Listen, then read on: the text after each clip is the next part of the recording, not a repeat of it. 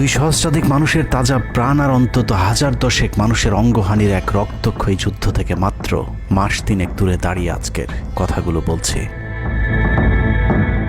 শহরের রাস্তায় এখনো শহীদ ওয়াসিমদের রক্তের ছোপ ছোপ দাগ লেগে আছে। স্বাভাবিক জীবনে ফিরতে পারেনি এখনো শহীদের পরিবারগুলো।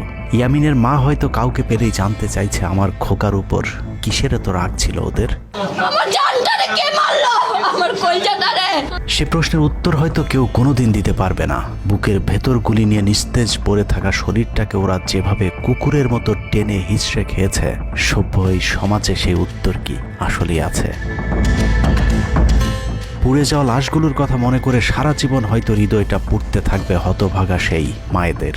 শহীদ ওমরের মা এখনো মানুষ পেলেই হয়তো প্রশ্ন করছে, আমার ছেলের বুকে ওরা এতগুলো গুলি কেন করলো? মারার জন্য তো একটা গুলি যথেষ্ট।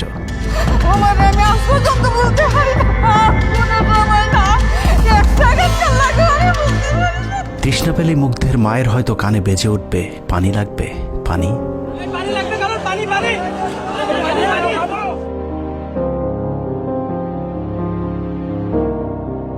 শুনেছি স্বাধীনতা অর্জনের চেয়ে রক্ষা করা অনেক কঠিন। স্বাধীনতার এই পতাকা সমুন্নত রাখতে যারা জীবন দিয়েছেন তাদের সে রক্ত যেন বৃথা না যায়। এ পতাকার জন্য যেন আর কাউকে জীবন দিতে না হয়। স্বাধীনতার এমন যুদ্ধ আর দেখতে চাই না। এ যুদ্ধের প্রতিপক্ষ অনেক হিংস্র, খুব নিষ্ঠুর। ওরা বুকে গুলি নিয়ে কাতরাতে থাকা মানুষকেও শান্তিতে মরতে দেয় না।